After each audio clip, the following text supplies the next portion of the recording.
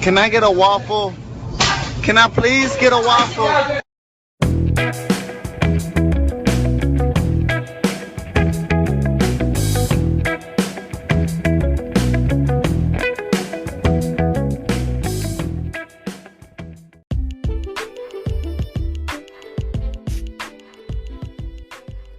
Hello, welcome to Strength for Tomorrow Radio. It's me, Stuart Thompson, once again.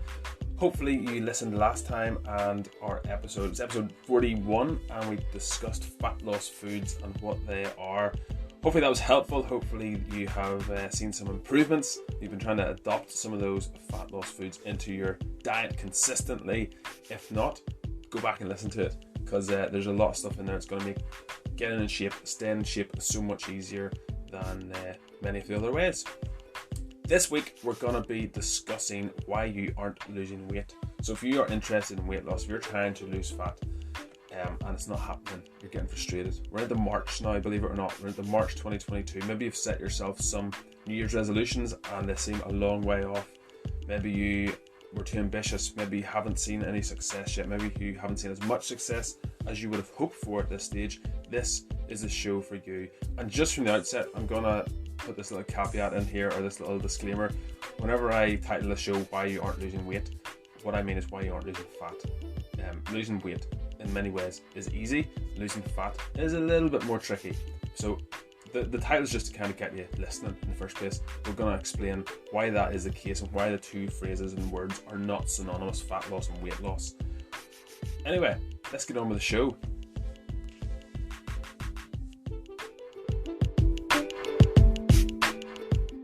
I've had over 40 pizzas in the last 30 days. So, in the show, we're going to discuss some of the reasons of why you are not losing weight. If you're trying to lose weight, if you're not trying to lose weight, if you cannot be bothered, if you're happy with your shape, if you're happy with your weight, all those things, this maybe is not the episode for you. But do share it with somebody who is in this predicament, who can't figure out why they're not losing weight. Maybe somebody who's frustrated or is doing Weight Watchers or Slimming World or some of those things, because those people will get frustrated, and they'll get frustrated pretty quickly. This show might be really, really helpful for them, and we're going to get into all sorts of details. We're going to discuss some of the gnarly details, and we're going to also give you some practical tips and applications that you can start doing from today, and maybe even changing your mindset a little bit and your attitude and how you see weight loss and fat loss and how that should fit into your everyday life. So first of all, let's imagine this hypothetical scenario. Maybe it's not even hypothetical for you. Maybe it is actually exactly how your life is right now. But maybe you started a diet. Maybe you started the gym in January. Maybe you haven't seen results yet. You know, we're 8 or 9 or 10 weeks into January, into the new year, and maybe you're just you're wondering, what am I doing wrong? I've been doing all these things. I've been eating healthy. I've tried to cut out junk food. I've taken low fat options. I've taken things that said healthy on them. I've eaten all sorts of nutritional bars. Maybe you're wondering what's going on. Maybe you're saying, I'm killing myself. I'm doing an hour's cardio every day. I'm going walking. Maybe you cut out bread. Maybe you have cut out dessert. Maybe you have done all sorts of things. Maybe you've stopped taking dairy. Maybe you've gone vegan. Maybe you've gone vegetarian. Maybe you've gone paleo. Maybe you've gone carnivore. I don't know. Maybe you're trying all sorts of things, and you're feeling really disappointed, a bit ashamed, feeling a bit desperate maybe even, and you want to quit. You want to pack it all in. You want to say, I'm not enjoying this anymore. I'm not enjoying this, and it's not worth it. It's causing me too much stress. It's causing me too much annoyance with myself because I'm not succeeding here. Before you do that, maybe you check the internet and you're trying to find an answer. Maybe you're looking around somewhere. Don't look any further. This episode is for you. And we're going to take a look at some of the biggest things that are happening in your body that are maybe meaning you aren't losing weight. So first of all, overeating. Now maybe you're saying, no, I'm not overeating. I'm always hungry. I'm always really hungry. I couldn't be overeating. The problem with that is, unless you are tracking your calories, so your body doesn't really, this is the first thing to think about, your body doesn't really care if you're feeling hungry or you're not feeling hungry from an energy balance perspective. Now, you care because you're wanting to chew your arm off all day long, but your body doesn't care. Your body negotiates in terms of energy in, energy out. Okay, it doesn't really care if you're feeling hungry for the 24 hours in the day or if you're feeling really full 24 hours in the day. Now, the episode previous to this, we detailed foods that you can eat. Fat loss foods are going to help keep you feeling full, feeling satisfied, and not feeling hungry whenever you're trying to create a calorie deficit. And that's the other principle. You need to be in a calorie deficit. So I want to get these couple of things out of the way first of all, and then we can delve into what's happening and what needs to happen in order for you to start losing weight.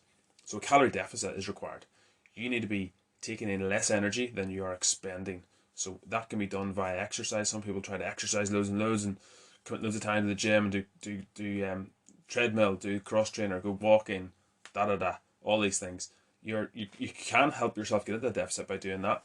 All the way to do it is to try and track your calories, limit your calories, and make sure you're in a deficit. So if you require 2,000 calories per day just to sustain you and maintain your current weight, size, shape, all of that, you need to be taking in a little bit less than that to cause your body to dip into its fat stores for fuel, for energy. And the only way to do that is through a calorie deficit.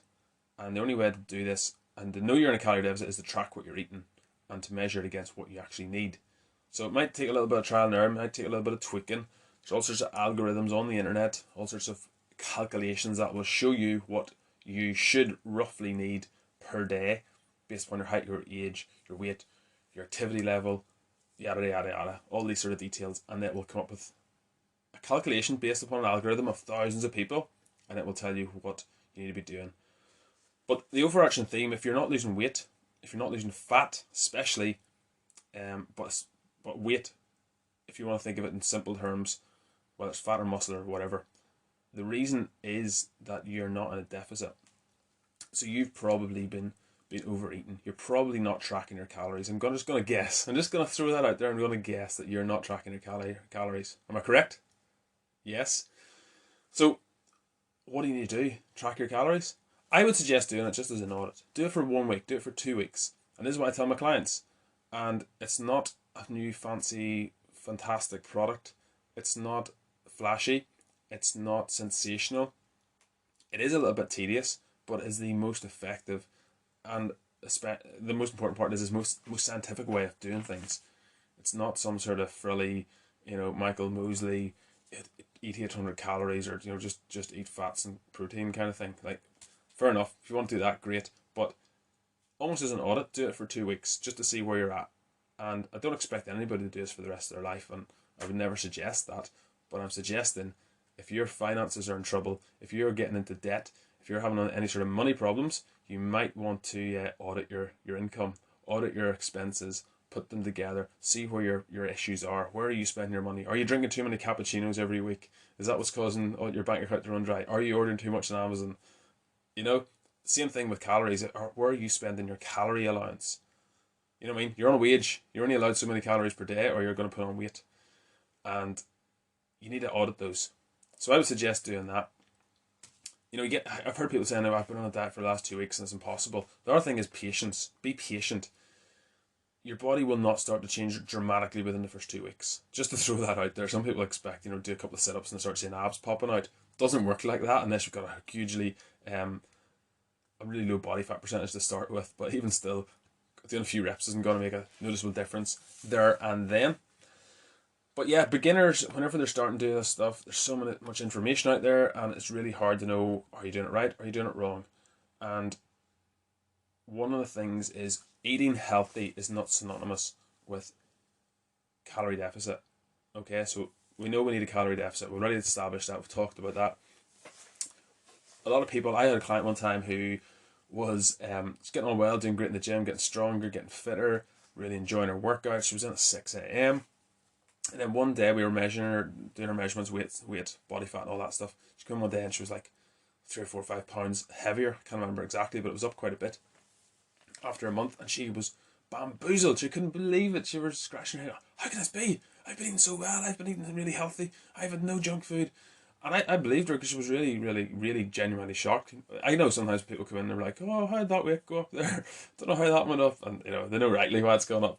And I know rightly why it's gone up. But she was genuinely shocked. And I said, I would try to narrow it down, try to get her calmed down and be like, right, well, let's think about this. What have you been eating, like, generally? Like, just tell me you've eaten. Just, oh, I've been eating really healthy and I've been having a healthy breakfast and having a healthy lunch. And I was like, what does healthy mean? What is that? What did it consist of?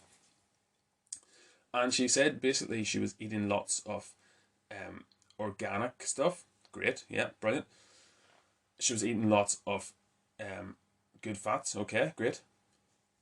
Seeds, nuts, all this kind of vegan food, really, largely.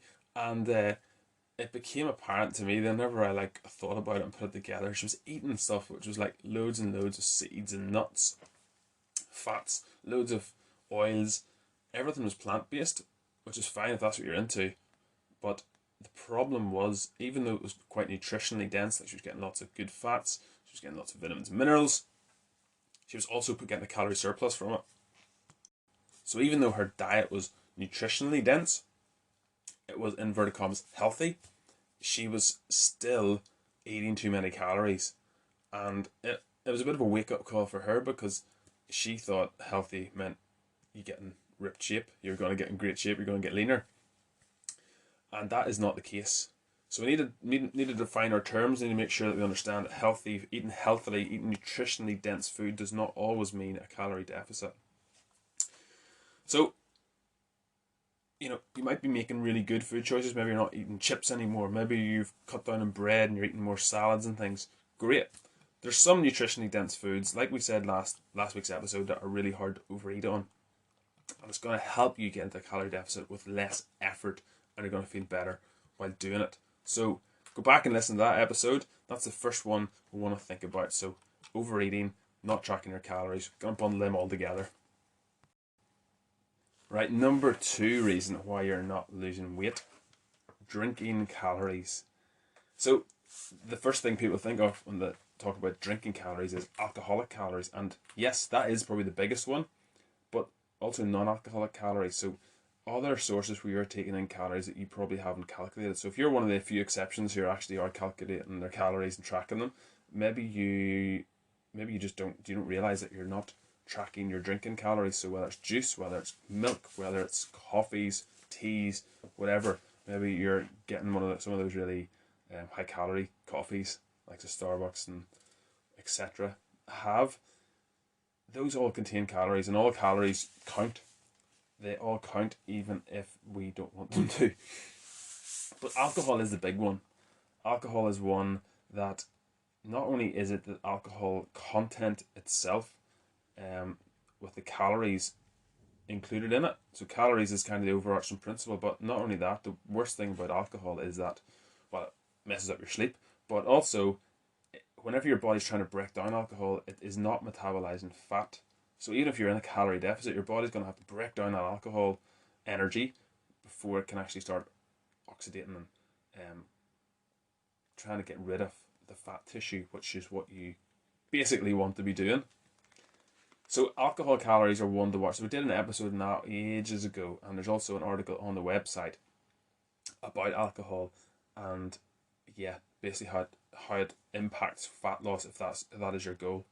For a long time, because I don't really drink, it's never really appealed to me, and I'm a freak, whatever. But because of that, I probably skipped the beat. I missed this for a while. It was kind of the elephant in the room that I never really picked up on. But I was asking people what they're eating and assuming that most people's calories come from eating food. But a lot of people, and they don't even realize this, that a lot of their calories are coming from drinking, whether it's beers or whatever, wine, etc. Some people get a lot of their calories from alcohol. And that's every evening of the week, just drinking a couple of beers. So say, for example, if you're having 2 beers per night, that's like 450 extra calories per day, depending on the beer, obviously. But none of those calories, your body has to break those down first before it can get to even if you're on a deficit, your body has to break those down before it can get to the fat tissue that you really want it to metabolize and to use up. So, yeah, check in on your alcohol. The other thing is like soft drinks. So I'm not saying this from a optimal health perspective, but if you're someone who loves soft drinks, you love your Coca-Cola, my advice to you is if you are significantly overweight and you're struggling with your weight and you're struggling to lose weight, my advice to you would be to switch to either Diet Coke or even better, Coke Zero. Now, I'm not saying it's better from a health perspective. You'd be better drinking water if we really want to go down that road, that's my personal opinion. But if you have to have a Coke, I would suggest getting Coke Zero. Now the jury's still out. Jury's still out on whether or not Coke Zero is better or worse for your health. There's no sugar in it. There's lots of other stuff, and it's kind of screws in my head a little bit that there's no calories in it, and it still tastes pretty much the same. Now, I'm not a Coke connoisseur by any stretch of the imagination. I never really drink Coke. I think I've had one drink of Coke in the last 5 years, but it's pretty damning whenever it comes to trying to lose fat. It makes it really difficult, and it's also not good for your teeth. Not trying to sound like your dentist, but it's not good for your teeth either. Apparently, it's the perfect combination of acid and sugar to dissolve your teeth, essentially. So, a couple of things to think about. But if you're struggling with weight, you have to have a Coke every day or something. Just switch. Literally, it's the easiest decision you'll ever make in life. It's not that difficult. Even better, from an optimal health point of view, I would suggest that you don't drink it at all. You drink water, you drink other liquids which are low in calories, or at least going to provide some sort of beneficial nutrients in them, which is not Coca-Cola because it's all artificial. Number 3 then is guessing your portion sizes. So we kind of touched on this in the overarching principle. Number 1, not being in a calorie deficit, overeating. This kind of ties in with it. But basically, most of us eyeball our portions, right? Especially when it comes to carbs. And this, I believe, is why carbohydrates get such a bad name. Now, there's lots of other people who have different opinions of carbohydrates and why they think they're not helpful for our physique. But for me, it's because carbohydrates, so likes of oats, rice, pasta, bread, we tend to eyeball it, don't we? So we're pouring out our porridge oats out of a big box. We just pour it in and go, yeah, that looks about right. That looks about right. That'll do. Or same with pasta. Who hands up? Who has made a bowl of pasta? Who's tried to make pasta portions and you've just fired it into the saucepan, put the water on it, and whenever it's all cooked, you've got about twice as much as you and your family need, and then you're eating pasta or throwing it out or trying to feed it to the dog against his will for the next 3 days. Hands up. I can't see your hands, but I'm assuming it's probably all of you. We've all done it, right? Same thing with rice. Same things happens with rice, and bread is just so easily to overeat on because it's so readily available, stuck in a plastic bag in your cupboard. It's always there, and you can do lots of stuff with it, but it's so easy to overeat on. And it's the same with all those other carbohydrate sources we talked about. Couscous as well, I suppose you could throw that in there as well. Quinoa, or quinoa as the posh people call it. I call it quinoa because, well, from Ireland, so that's the way it goes. But portion sizes, don't guess your portion size. If you're struggling to lose weight, just measure up. I'm not saying you have to weigh it all the time, but have some sort of consistent measurement that you use to measure out your own portions. Whether it's a tablespoon per person, whether it's 50 grams per person, 60 grams, a cup, a scoop, whatever it is you're going to use, have it consistent. And then after a month, all other elements being kept consistent, all other parameters being the same, then you can start adjusting it. So if you're using a tablespoon, maybe drop down to a dessert spoon, maybe 2 dessert spoons, whatever. Just weigh it and then try and reduce it a little bit if you feel like your weight's not coming off as you would like. Shave a few calories from your carbohydrates. Now, there are certain things you're not going to have to measure or to be specific about, like your protein, like salad, stuff like that, like vegetables. You don't really have to worry too much about calculating them or making sure they're a consistent portion size. It's more so carbohydrates because they're so easy to underestimate. But this is a huge one. I want to actually challenge you to do something here. Get 2 bowls, and actually, no, just get 1 bowl. Pour out what you would reckon would be a portion size for you of porridge oats. Okay, so pour it into your bowl, just eyeball it, pour it out, and then go over and weigh it. Put it in the weighing scales, just really quickly. Take you 30 seconds to do this, and see what it says. And then look in the back and see what the recommended portion size is. It's probably like 50 or 60 grams, yeah? Maybe 40 grams for porridge oats. I think rice is like 60 grams, but have a look at that. And again, those portion sizes are based on an algorithm. They're based upon the average human. The average human does not exist. Everybody's all different places. Everyone's got different activity levels, height, weight, age, all those things. So you need to make it appropriate for you. So if maybe you're 5 foot tall, you're a lady, and you're in your 60s, you do not need an average portion size. You need less, okay? And especially if you're not very active. If you're someone who is maybe a guy in his 20s, 25, he's in the rugby team, and it says the average portion size is whatever. You need more than the average portion size. You get it? Everybody's different, and everybody's different caloric needs. Everyone's got different carbohydrate needs. Everyone's different portion size needs. So that's my challenge to you. Get your porridge oats, pour it into a bowl, whatever you think would be an appropriate amount for you, and then put it in the scales and see what it says. Do the same with rice. Have a check with rice, and then figure out a way to make it relative to you. Make it suitable for your needs and for your height, your weight, your age, your activity level, all those things. Okay, number 4, you're skipping meals. Are you? You probably are. This is another really common reason why people don't lose weight, and it sounds counterintuitive. It sounds like it's absolute hogwash, but if you think about it and what happens around this, say you skip breakfast, say you maybe even skip lunch, and then you're starving at tea time, and you start eating, and you keep eating, and you keep eating, and before you know it, it's 12 o'clock, and you're knee deep in biscuits. Sound familiar? This is a really common issue if you don't plan your meals, if you don't have a plan at all regarding eating. Like, I mean, we have to eat 3 times a day, probably, most of us. So it makes sense to have those meals planned out, to know what you're going to be eating tomorrow for your breakfast, lunch, and your dinner. If you don't, chances are you're leaving it you're leaving it to chance, and the chances are then you're going to just get whatever's convenient. So it might be a bunch of bread, it might be biscuits, it might be chocolate bars, it might be something you grab in the shop, it might just be just a biscuit cupboard, it might be just random stuff, maybe even a takeaway.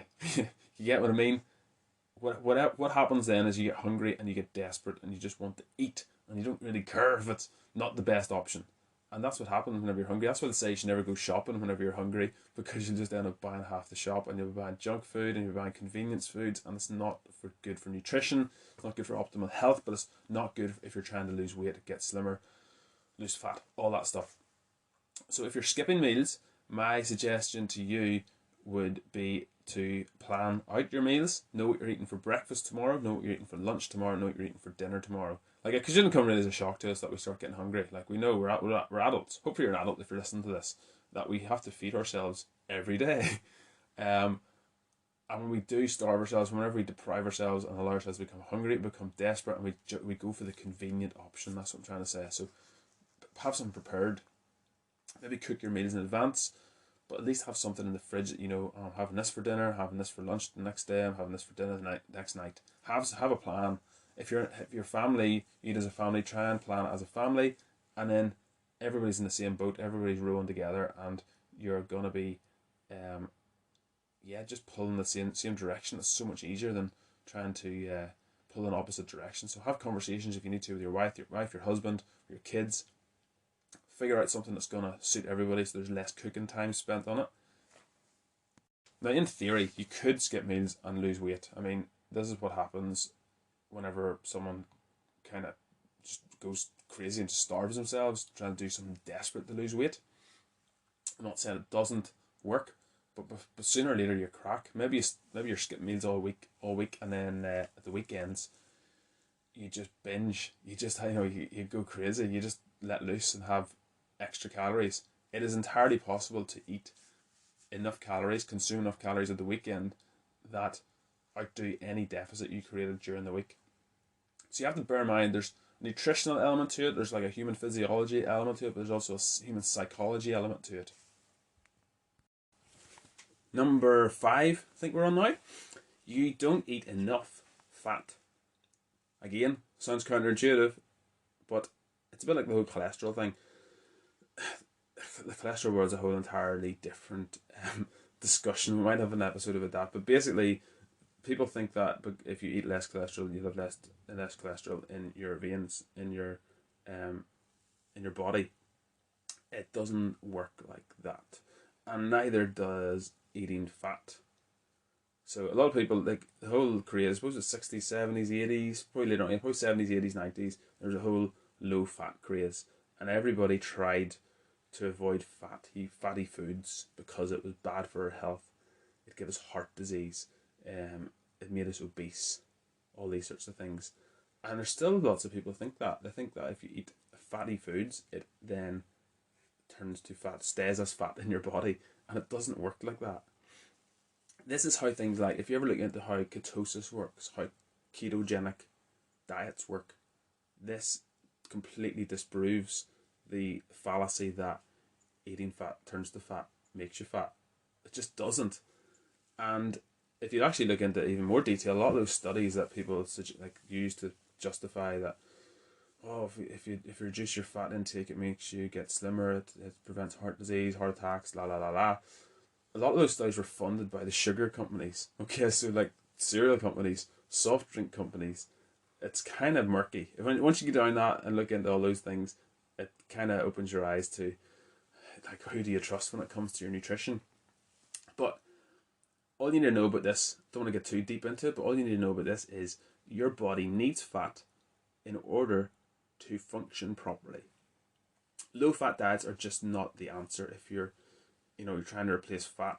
What usually happens with those products you see on the shelves, they say low fat, low fat, low fat, reduced fat, zero fat.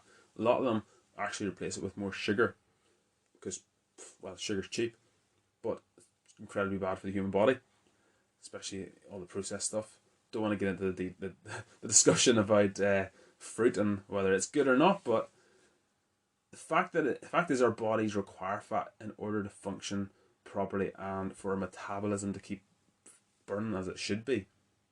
We especially need good fats. So things that, like, again, I'm reluctant to say that because there's a use for saturated fat as well. We can still use that for energy. But basically seeds, nuts, avocados, fish, oils, things like that. Those are generally good fats. Now you can get into a whole detailed discussion onto that, but you can look into it for yourself. I just want to give you little arrows and you can go and read up and research it for yourself. So given that we don't require as much fat as we do other macronutrients, so like protein, for example, we do need plenty of protein, but you do need to be consuming them. So going like just eating carbs, and what are you going to do? You just eat carbs and protein. You're not going to lose as much fat. And anyone who tells you that you will either isn't familiar with the data, or they've never tried it themselves, or they're trying to sell something. But basically, if you avoid fats altogether, your hormone balance and everything's going to be messed up. Men's testosterone drops if you don't get enough fat. That's how important it is, and lots of other hormones as well that are necessary for optimal health, fat loss, muscle maintenance, all that stuff. Number 6 reason why you're not losing weight: stress. So maybe you have a high pressure job, maybe you've got chores to do around the house, meeting deadlines, bringing up the kids, family, all sorts of things. There's all sorts of things putting pressure on you. The problem is whenever your cortisol levels start to rise, you can start really experiencing difficulty in focusing on things. Like just certain tasks are going to be more difficult. And then I want to ask you the question: what do you think happens to your body whenever you're put into a constant state of stress? I don't mean like a limited amount of stress. So whenever you go into the gym and you apply stress to your body, that's a good amount of stress. That's a necessary stress. It's a controlled stress because it causes your body to adapt. But I mean perpetual stress, like you're waking up in the morning stressed, you're going to bed at night stressed, during the day you're worrying, you're stressed. What do you think happens? What do you think happens to your training? What do you think happens to your nutrition, your attitude towards food? Your performance is going to suffer, right? Your performance in the gym is going to suffer, your sleep is going to suffer. I'm going to talk about sleep in a minute or two, but all this stress, and it's bad stress. It's not controlled stress. It's not a highly controlled stress that you can just walk out of the gym and that's it, done. Just stop lifting the weights and then that's it, over with. It's a different kind of stress, and it's a stress that you apply to it's on your mind. It weighs you down. You know that feeling? So what happens is, like, your metabolism starts getting messed up. Sleep gets messed up, which again, vicious circle, metabolism goes back to the metabolism.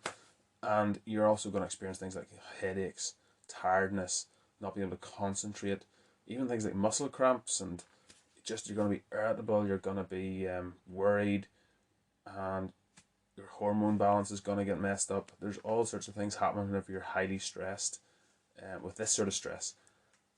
So it can also lead to emotional eating. Like, we all have our coping mechanisms. That's why some people turn to drugs. Some people turn to alcohol. Some people turn to hard drugs. Some people turn to food. Some people turn to self-harm. There's all sorts of things that we do in life to cope with the stress and anxiety and worries and different things. But basically, when we're going to keep talking about fat loss and weight loss, it's not going to help you lose weight. If anything, you're going to start putting on more weight. Now, in this day and age, I'm recording this on the 3rd of March 2022. There's a war going on in Ukraine, apparently.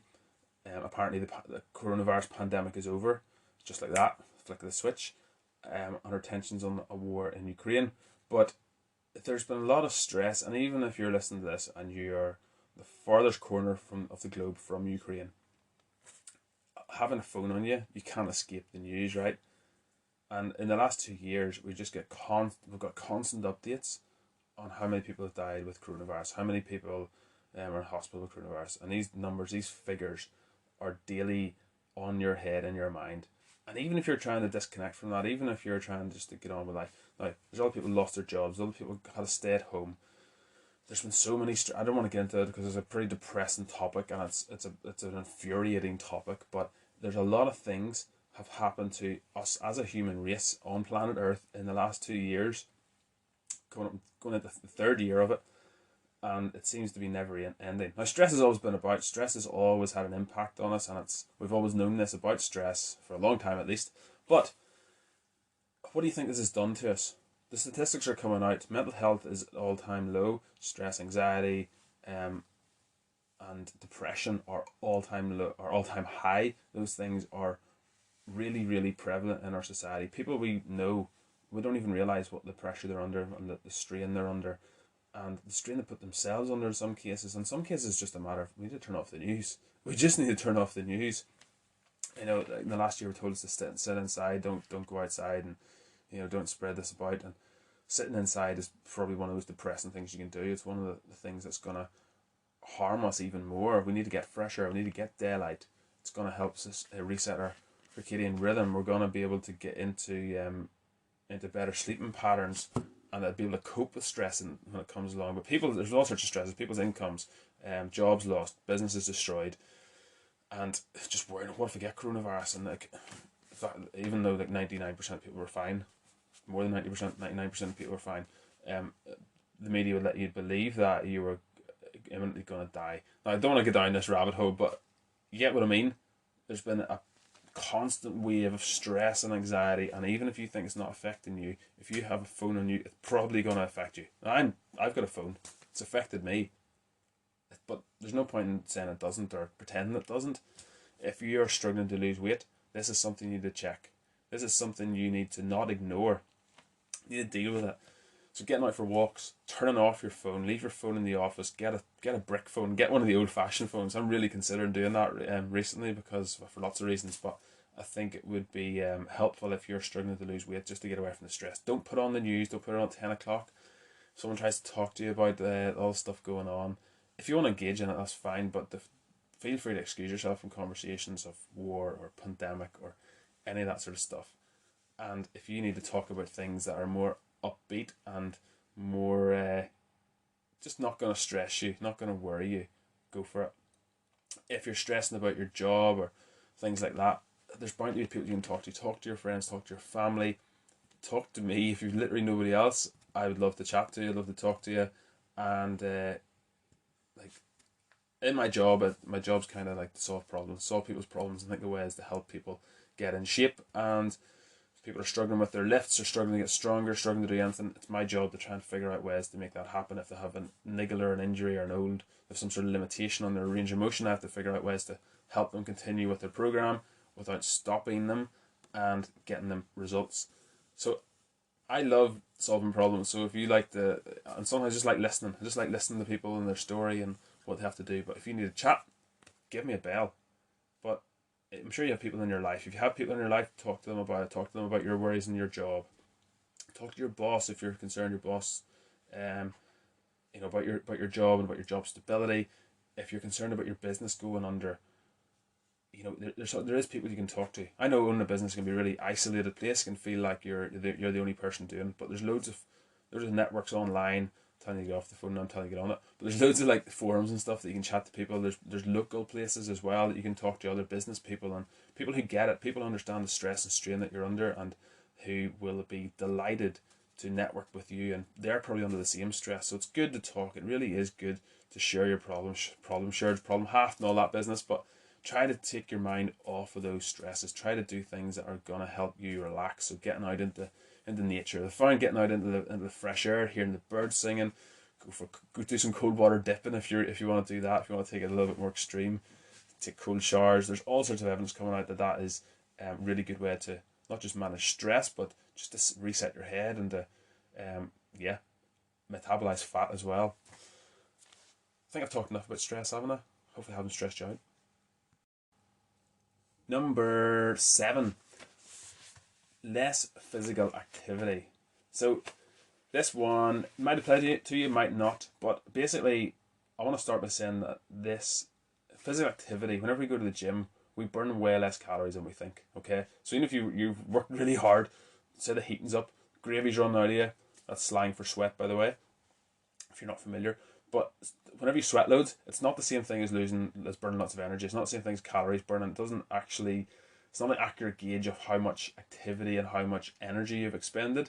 So don't be going by the amount you sweat. Some people sweat more than others. So people who don't sweat as much, I know, I think it's a bit weird, but but they're maybe working just as hard as you, even if your sweat's covering the place and people are slipping on the floor and stuff. Sweat is not a good gauge, okay? So another thing I will say is whenever I changed, so I used to work in the garden centre, Gannon Garden Centre, going to give it a bit of a plug in Warrenpoint, and whenever I was working in it, especially in the summer, I was doing landscaping jobs, I was doing physical activity, I was just lifting stuff, carrying bags of compost, hanging baskets, like 20, 30, 40 kilos in each arm. Sometimes it gets heavy, but you're doing a lot of every day, just working, lifting, everything. Okay, my point is, whenever I changed and I started working in the University of Ulster up in Coleraine, I was sitting at a desk 99% of the time, and the change in my calorie needs was profound.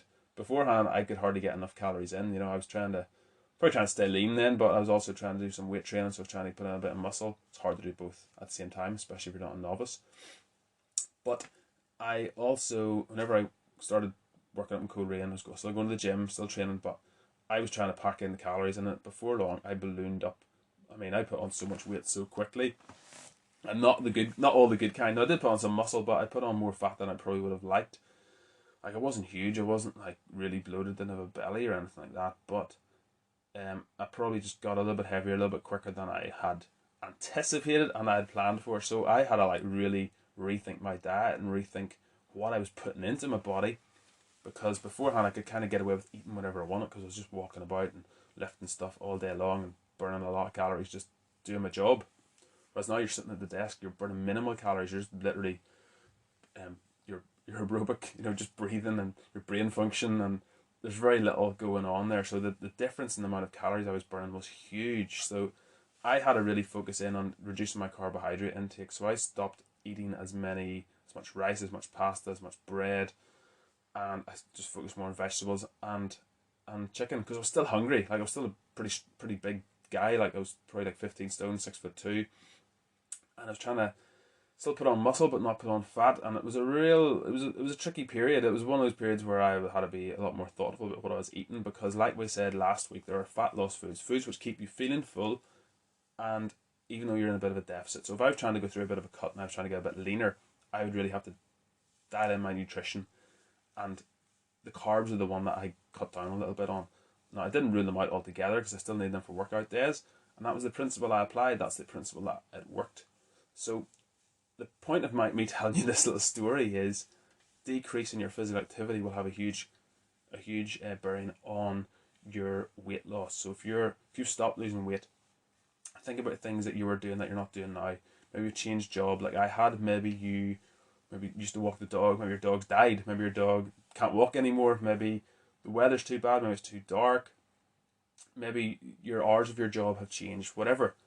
You know better than I do, but something has maybe happened in your lifestyle and you're just not moving as much, whether it's walking, whether it's cycling, whatever. Maybe you're just not, your job role has changed. You're not maybe out on site anymore. Maybe you're not walking the floors anymore. Maybe you're sitting at a desk. That is going to have a huge impact on your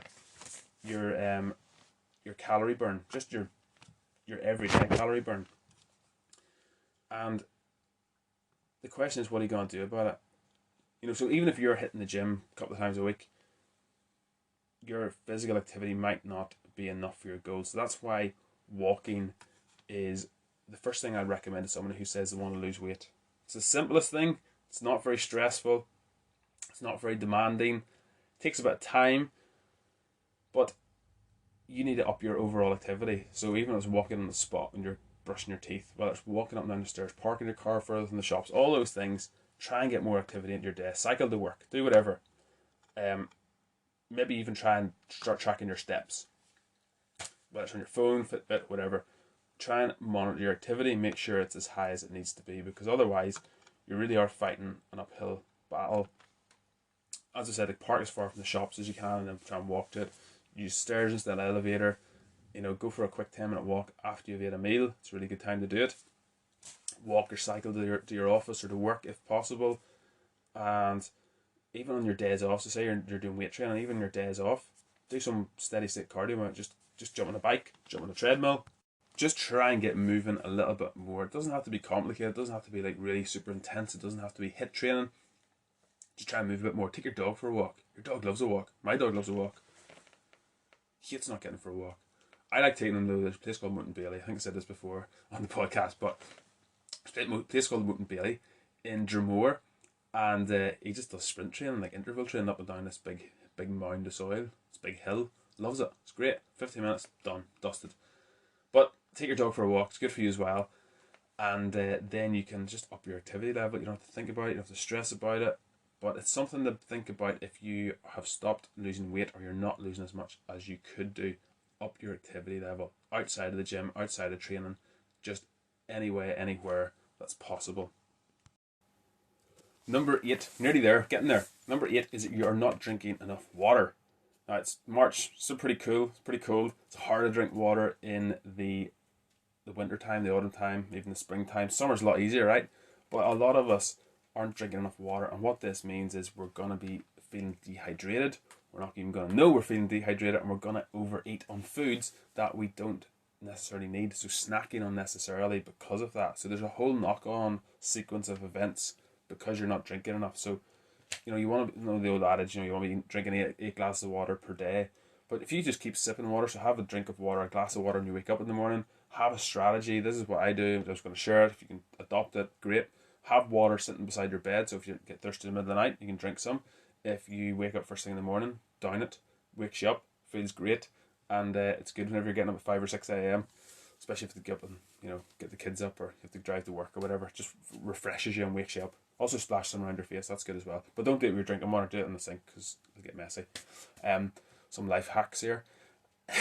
But yeah, have a strategy, get a big bottle, that's another thing I would suggest, and drink it, just sip it throughout the day. So just sit whether you're at your desk or whether you're on the move, have it in the car, just keep sipping it throughout the day. Now, at the start, your body will want to just basically piss it all out, but you can get used to it. But just don't go from like 0 to 2 litres in 2 days. Try and build it up. So maybe start with a litre, and then go for a litre and a half, then go for 2 litres.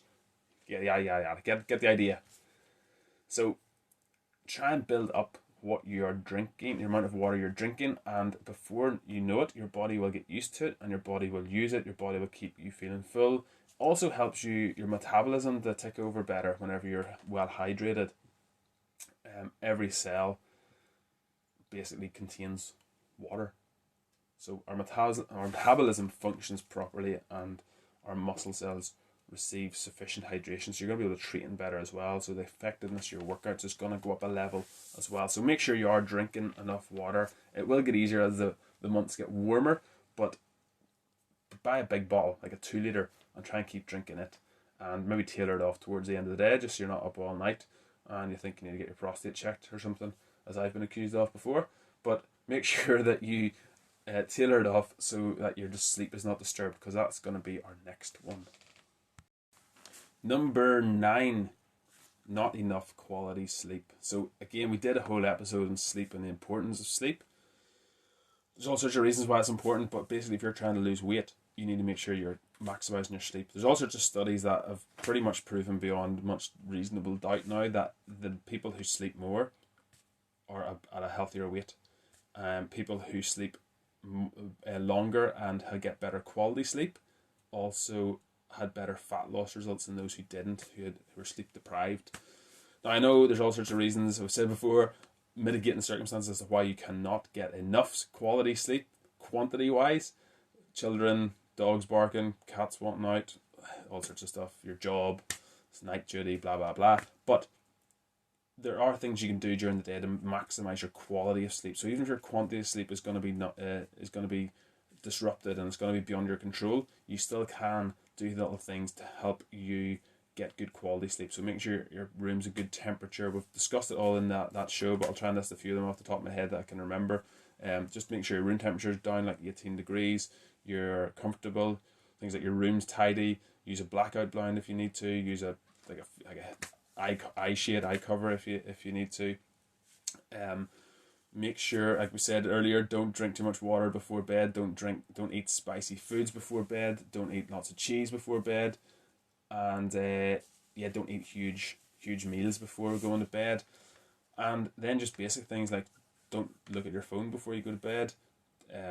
Use a blue light filter if you can. It's still going to have an impact, but it'll reduce how much it switches on your brain before you try and go down to sleep. Have a bit of a bedtime routine as well.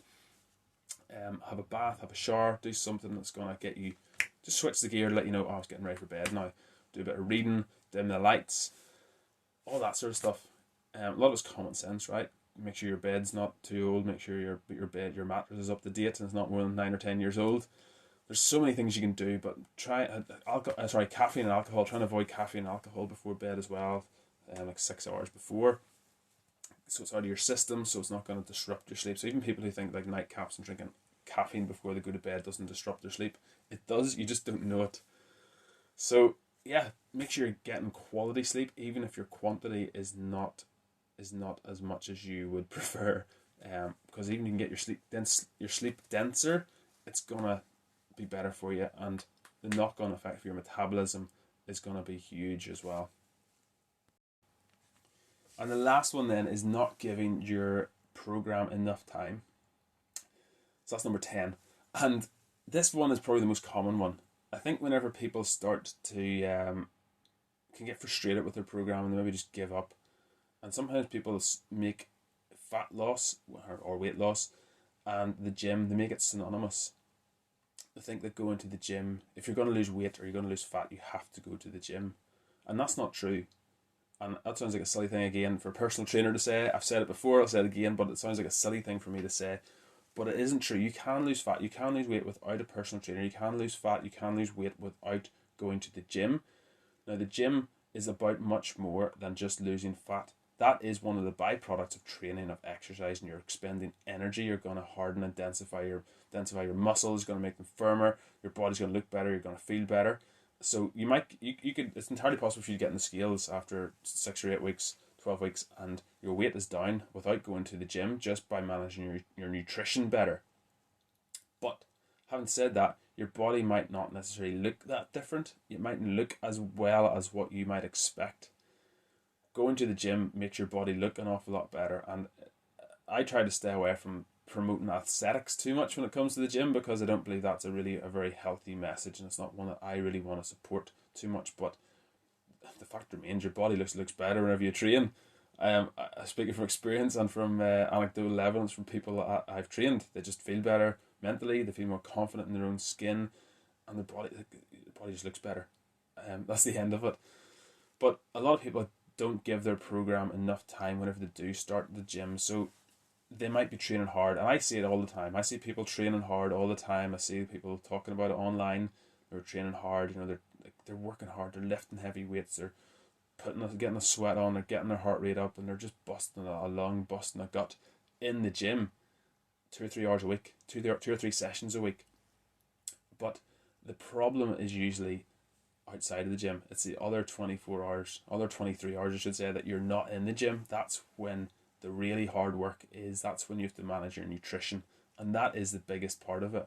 But if you set yourself up in the gym and you're giving it plenty in there, you know you need to eat well to sustain and maintain your performance, then it's gonna usually have a good knock-on effect for your diet and for your kitchen experience and what you're doing in the kitchen and what you're eating at home.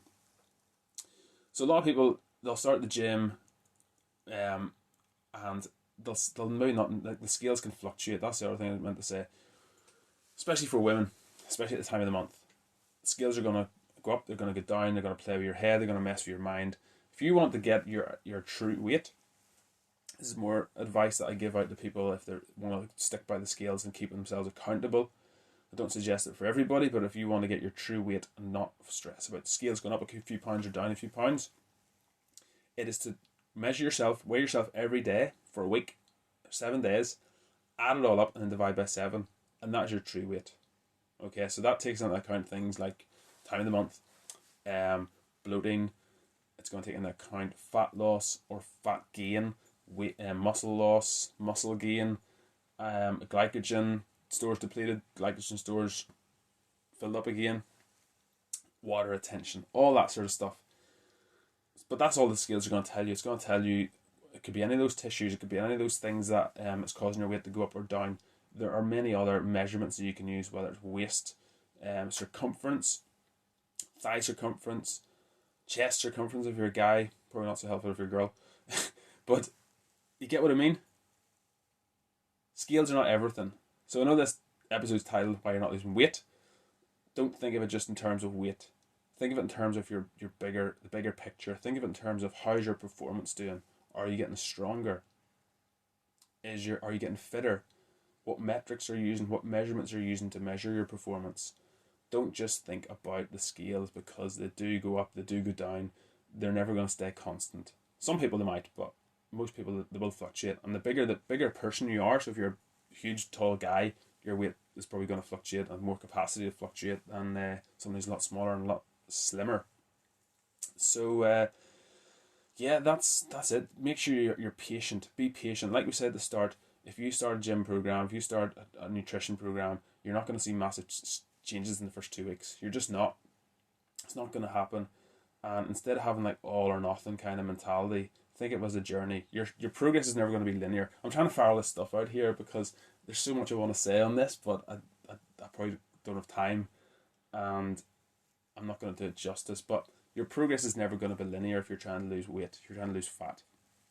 You're not going to weigh like 90 kilos today and then accurately be able to knock off a kilo or 2 kilos every single week for whatever many, get the next 10 weeks and get yourself down to 80 kilos. It's never going to be exactly a kilo or 2 every single week. Sometimes it might be up a little bit, sometimes it might be down a little bit, sometimes it might be 1 kilo, sometimes it might be 2 kilos. It's going to fluctuate. It's not going to be linear, but the important thing is the overall journey. Where did you start? Where are you going to go? And what are you doing today to make it happen? And think of the big picture. So do give yourself time. Don't be too hard on yourself. I usually tell people 12 weeks is a good portion of time to see things change, to feel things change, and track it within that, but don't change anything too quickly. Thank you for your attention. So just to conclude, the big message I want to leave you with is the most important factor for losing weight, losing fat, is going to be a calorie deficit. That's the overarching principle. Everything else within that tries to fit within that framework and that principle. So if you're under pressure and you're stressed, your stress levels rise, it's going to slow down the process of weight loss.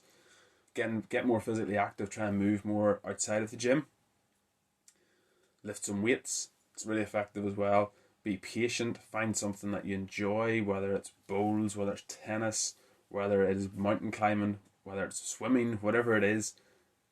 Try and do something you enjoy, because you're going to do it more often. You're going to stick at it for a lot longer as well. And try and don't create mental resistance on your way to getting a better body composition. So don't try and demonize certain foods. Make sure you aren't guessing things. Try and audit yourself. So that's kind of the summary.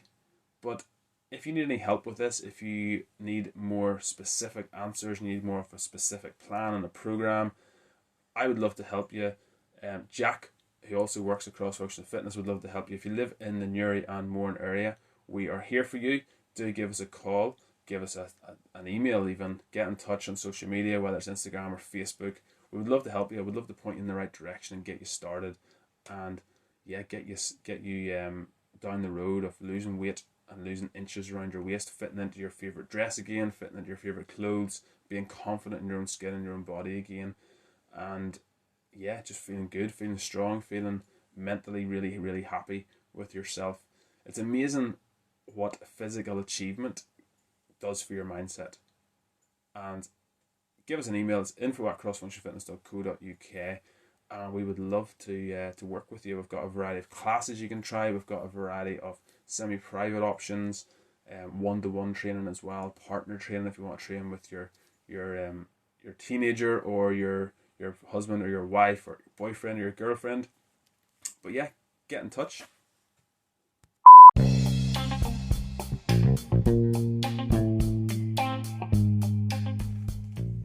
Okay, it's Joke of the Week time, and this one might disgust some of you, and other ones that might impress you.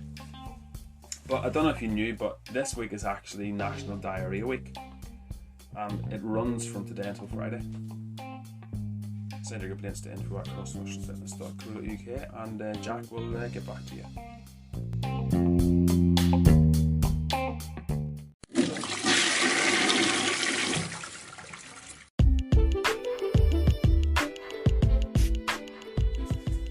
Right, that is the end of the show once again. First one of March. And hopefully you enjoyed this. If you did find it useful, do share it with somebody who also needs help. In fact, if you didn't listen to it, just share it anyway. If you didn't enjoy it, just share it around, and somebody I'm sure will find it useful. But these are all things, these are all issues that are real life. I've seen people question these things and they're not too sure what's going on, and this is the answer. These are the answers. These are the things that are going on, and it's up to you to try and recognize those and then to adjust accordingly. Hopefully we're back again next week. Do enjoy your weekend, and don't forget to train today so you can be stronger tomorrow.